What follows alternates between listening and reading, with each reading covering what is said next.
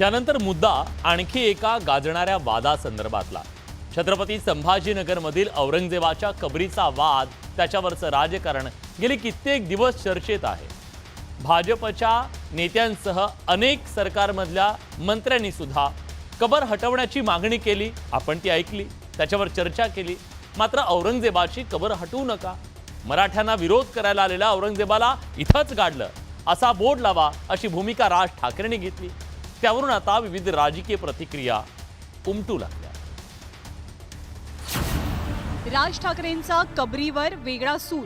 आपण ज्या मराठ्यांनी महाराष्ट्राने ज्याला ज्याला गाडले त्यांची प्रतीकं नेस्तनाबूत करून चालणार नाही, ती जगाला दाखवली पाहिजेत आम्ही यांना गाडलंय। औरंगजेबाच्या कबरीचा वाद थांबता थांबेना। तो प्रसंग आमच्या डोळ्यासमोर नेहमी नसावा या दृष्टिकोनातून आम्ही त्याच्यावर केलेले भाष्य आहे की आम्हाला तिथे औरंगजेबाची कबर नको। मुख्यमंत्र्यांचं राज ठाकरेंना प्रत्युत्तर। हे मात्र निश्चित आहे, कुठल्याही परिस्थितीमध्ये औरंगजेबाच्या कबरीचं उदात्तीकरण, ग्लोरिफिकेशन आम्ही होऊ देणार नाही। औरंगजेबाच्या कबरीवरनं निर्माण झालेला वाद काही शांत होण्याचं नाव घेताना दिसत नाहीये। एकीकडे सत्ताधारी भाजपचा औरंगजेबाच्या कबरीला विरोध आहे, तर दुसरीकडे मनसे अध्यक्ष राज ठाकरेंनी ही कबर उखडून टाकण्याच्या मागणीला विरोध दर्शवलाय।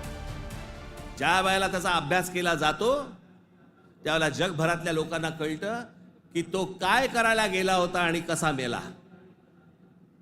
तिथे छत्रपती शिवाजी महाराजांचं नाव येतं जगभरामध्ये। जी कबर आहे ना, जी सजवलेली काढून टाका, कबर नुसती दिसली पाहिजे आणि तिथे एक मोठा बोर्ड लावा, आम्हा मराठ्यांना संपवायला आलेला औरंगजेब इथे आम्ही गाडला गेला। औरंगजेबाच्या कबरीवरनं राज ठाकरेंनी घेतलेल्या भूमिकेवरनं वाद पेटला नसता तरच नवल, कारण सत्ताधाऱ्यांच्या भूमिकेला राज ठाकरेंचं वक्तव्य छेद देणार आहे। त्या काळामध्ये संभाजी महाराजांचे जे हालाल करून मारलंय तो प्रसंग आमच्या डोळ्यासमोर नेहमी नसावा या दृष्टिकोनातून आम्ही त्याच्यावर केलेले भाष्य आहे की आम्हाला तिथे औरंगजेबाची कबर नको। त्याला आम्ही गाडले का तर नाही गाडलं, आम्ही त्याने स्वतःला तिथं गाडून घेतलेलं आहे, म्हणून तो इतिहास आम्हाला पुसायचा आहे, हे त्याच्या मागचं आमचं धोरण होतं। त्यात राजकारणाचा भाग येत नाही।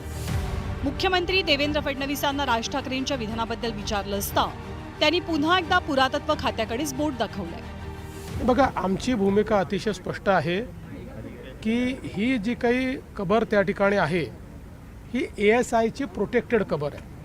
त्यामुळे आम्हाला औरंगजेब आवडो का न आवडो, कायद्याने 50, 60, 100 वर्षापूर्वी त्याला त्या काळामध्ये 60 वर्षापूर्वी प्रोटेक्शन मिळालेलं आहे आणि म्हणून त्या ठिकाणी जे काही कायदा आहे त्या कायद्याचं पालन करणं ही आमची जबाबदारी आहे। हे मात्र निश्चित आहे, कुठल्याही परिस्थितीमध्ये औरंगजेबाच्या कबरीचं उदात्तीकरण, ग्लोरिफिकेशन आम्ही होऊ देणार नाही। आता या वादावरती भाजपची मातृसंस्था राष्ट्रीय स्वयंसेवक संघानेही भाजपसह हिंदुत्ववादी संघटनांचे कान टोचले। अनावश्यक विषय उठाया गया है। एक है, अब उसकी मृत्यु यहाँ हुई तो कबर यहाँ बनी हुई है, कोई श्रद्धा है वो जाएंगे। हमने तो छत्रपति शिवाजी महाराज का जो नमूना आदर्श है, उन्होंने अफजल खान की भी वहां पर कबर बनवाई थी, तो वो तो है भारत की ये उदारता की सर्वसमावेशकता का प्रतीक है। वो कबर रहे, जिसको जाना है वो जाए। छावा सिनेमा प्रदर्शित झाल्यानंतर औरंगजेबाच्या कबरीचा वाद पेटला। यावर भाजपनं आक्रमक भूमिका घेतली आणि वादाला हवा मिळाली। आता राज ठाकरेंनी कबर उखडून टाकण्याच्या भूमिकेला विरोध केल्यामुळे नवीन वादाला सुरुवात झाली आहे। Bureau report, news 18 Lokmat.